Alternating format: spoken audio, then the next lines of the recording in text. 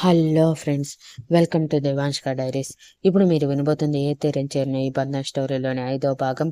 యశస్వి నవ్వుతూ, మమ్మీ నీ smile super అంటూ చూపుడు వేలు బొటన వేలు కలిపి చూపించి అనగానే మనస్వి వెంటనే నవ్వు ఆపేసి మాయ వైపు చూడగానే మాయ నవ్వుతూ తింటున్న చేతితోనే మెటికలు విరిచి, నువ్వు ఇలా ఎప్పుడూ నవ్వుతూ ఉండాలనేదే నా కోరిక అని అంది. మనస్వి చిరునవ్వు నవ్వుతూ, సరేలేవే ముందు భోజనం చెయ్యి అని అంటూ ఉండగానే, నువ్వు కూడా తిను అంటూ మనస్విని తన పక్కన కూర్చోబెట్టుకుని ఇద్దరు హ్యాపీగా లంచ్ చేసేశారు.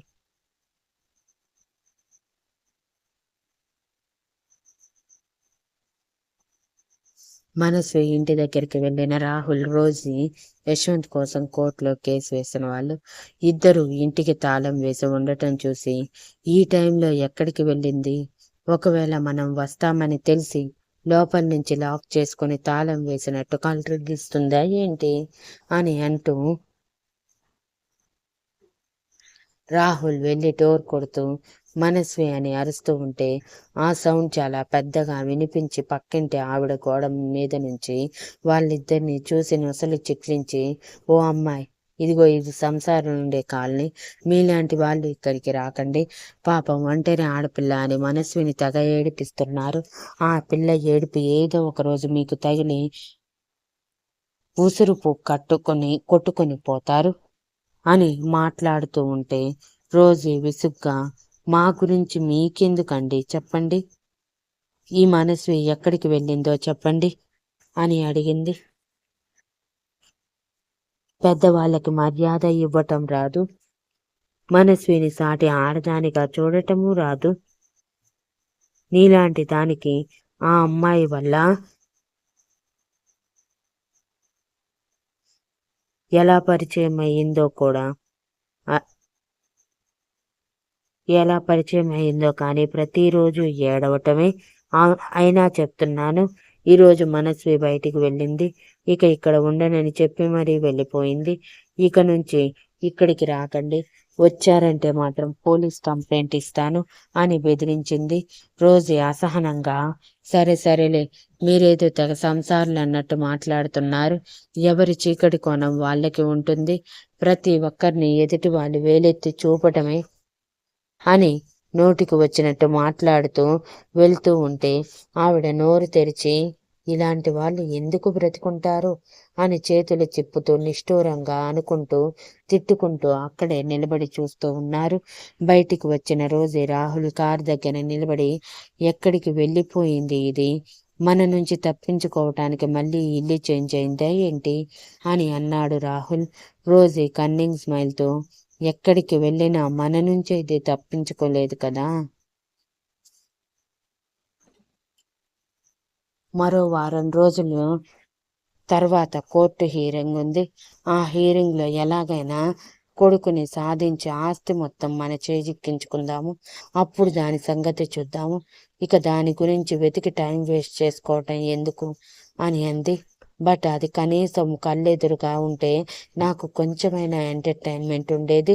ఇంతకీ ఎక్కడికి వెళ్ళిందో ఏమో, నా నుంచి తప్పించుకోవటానికి ట్రై చేస్తున్నట్టుంది, కానీ అది జీవితంలో జరగదని తెలియదు పాపం అని సైడ్ స్మైల్తో అన్నాడు రాహుల్. యా, అదైతే కరెక్ట్ అని సేమ్ సాడిస్టిక్ స్మైల్తో అంది రోజీ. పక్కింటి ఆవిడ వాళ్ళ వైపు ఉరిమి చూస్తూ ఉంటే ఇక అక్కడ ఉండటం మంచిది కాదని ఇద్దరు కారులో కూర్చొని కార్ స్టార్ట్ చేశారు.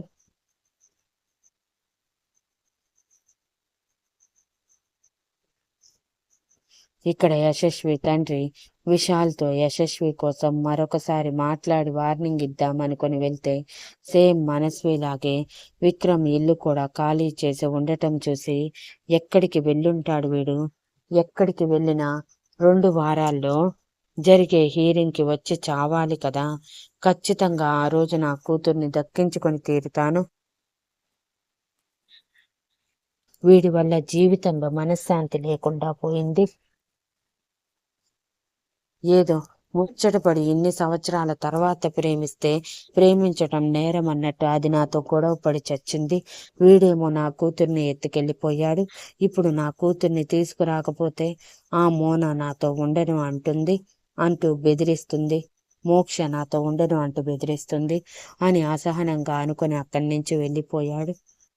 మధ్యాహ్నం లంచ్ అయిపోయాక విశాల్ తన ల్యాప్టాప్ పట్టుకుని రెస్ట్ లేకుండా వర్క్ చేస్తూ ఉంటే మనోజ్ లోపలికి వచ్చి, బావా ఈ రోజైనా ప్రశాంతంగా ఉండొచ్చు కదా, పెట్టక పెట్టక ఒక్కరోజు లీవ్ పెట్టావు అని అన్నాడు. లేదురా, చిన్న వర్క్ ఉంది, అది అయిపోయాక ఫ్రీనే అంటూ చూపు మరల్చకుండా చేతి వెళ్ళని కదిలిస్తూ ఉన్నాడు విశాల్. సరేలే అంటూ మనోజ్ కూడా విశాల్కి వర్క్లో హెల్ప్ చేసి మనస్వికి విశాల్కి ప్రైవసీ ఇవ్వాలి అనుకుని 3 గంటలప్పుడు సరే బావా ఇక నేను బయలుదేరుతాను అని చెప్పి బయటికి వచ్చేసరికి అప్పటికే మనస్వి మాయ పిల్లలిద్దరినీ 2వ బెడ్రూమ్లో నిద్రపుచ్చి మాయ మనస్వి సోఫాలో కూర్చొని మాట్లాడుకుంటూ ఉంటే మనోజ్ మాయ వైపు చూస్తూ, ఇక ఇంటికి వెళ్ళేది లేదా, పక్కనోళ్ళ కొంపలో పడి గంటలు గంటలు గడపడమేనా అని వెటకారంగా అన్నాడు. మాయ మనస్వి ఒకరి మొహం ఒకరు చూసుకొని, మీరు ఎవరిని అంటున్నారు అని మాయ అడిగితే, ఇంకెవరిని, నిన్నే, కొత్తగా పెళ్ళైన వాళ్ళకి ప్రైవసీ ఇద్దామన్న చిన్న మినిమం కామన్ సెన్స్ కూడా లేకుండా ఫ్రెండ్ అంటూ బంకల అతుక్కుని సోఫాలో కూర్చున్నావు అని వెటకారానికి ఇంకొంచెం ఎక్కువ యాడ్ చేసి అన్నాడు. ఓయ్ అంటూ మాయ పైకి లేచి, నేను మర్యాద ఇచ్చి మీరు అని మాట్లాడుతున్నప్పుడు నువ్వు కూడా మీరు అనే మాట్లాడాలి. నువ్వు వే అంటూ మాట్లాడటానికి నువ్వేమైనా నా అత్త కొడుకువా, లేకపోతే కాబోయే భర్తని అనుకుంటున్నావా అని విరుచుకుపడుతూ, అయినా నా ఫ్రెండ్ ఇంట్లో నేను ఎంతసేపు అయినా ఉంటాను, నీకేంటి అంత నొప్పి అని మీదకి వెళ్తూ ఉంటే మనోజ్ వెనక్కి వెళ్తూ, ఏంటిది రాక్షసిలా అంత పెద్ద నోరు వేసుకుని మీదకి వస్తున్నాము, అమాయక పిల్లాడిని పట్టుకుని చంపేద్దామని ఫిక్స్ అయ్యావా ఏంటి అని భయం నటిస్తున్నట్టు అన్నాడు. ఎవరమ్మా ఇక్కడ అమాయక పిల్లాడు, పెద్ద దున్నపోతులా పెరిగావు, నువ్వు అమాయకుడు అంటే నమ్మటానికి ఇక్కడ ఎవ్వరూ రెడీగా లేరు, నోరు మూసుకొని పోరా, నాతో నీకెందుకు అని అంది. మనోజ్ మాయ చేతిని మెలిపెడుతూ, ఇంకొకసారి రా అంటావా, అయినా నేనన్న దాంట్లో తప్పేముంది, మనస్వి చేతి వంటని బకాసురుడు కూడా కాదు, కుంభకర్ణుడి కజిన్ సిస్టర్లా మొత్తం మెక్కి పారేశావు. పాపం మనస్వికి ఉందో లేదో కూడా తెలియదు, ఇక మనస్వికి రెస్ట్ ఇవ్వకుండా వాగుతూనే ఉన్నావు, నీ నోటికి రెస్ట్ ఉండకపోతే మిగిలిన వాళ్ళకి రెస్ట్ అవసరం లేదా, నోరు మూసుకొని బయటికి నడవే అని అన్నాడు.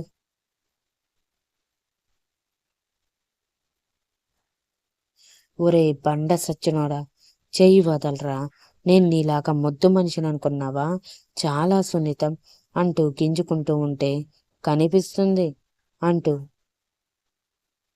నవ్వుతూ వాళ్ళని చూస్తున్న మనస్వికి బాయి చెప్పి మాయని బయటికి లాక్కొని లిఫ్ట్లో వదిలేశాక, సచ్చినోడా, చూడ్రా చెయ్యి ఎలా ఎర్రగా అయిందో, అయినా మర్యాదగా చెప్తే నేనే వస్తాను కదా, ఇలా ఎవరైనా మాట్లాడతారా అని నొప్పికి కళ్ళల్లో నీళ్లు తిరుగుతూ ఉంటే అంది. మనోజ్ ఒక్కసారిగా మాయని లిఫ్ట్కి లాక్ చేసి, నాకు నీ హెల్ప్ కావాలి అని సూటిగా మాయ కళ్ళల్లోకి చూస్తూ అన్నాడు.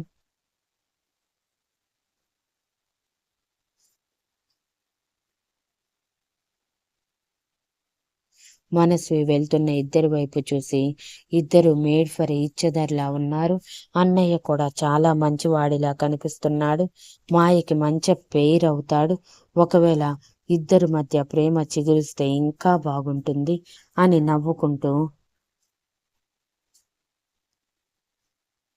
పిల్లల దగ్గరికి వెళ్ళేసరికి పిల్లలు ఒకరి మీద ఒకరు చేయి వేసుకొని కాలు వేసుకొని ప్రశాంతంగా నిద్రపోతూ ఉండటం చూసి నవ్వుకుంటూ వాళ్ళ నుదుటిని ముద్దు పెట్టి, చాలా సంవత్సరాల తర్వాత ఈరోజు చాలా ప్రశాంతంగా ఉంది అని నవ్వుకుంటూ విశాల్తో మాట్లాడాలని విశాల్ రూమ్కి వెళ్ళి డోర్ నాక్ చేసింది.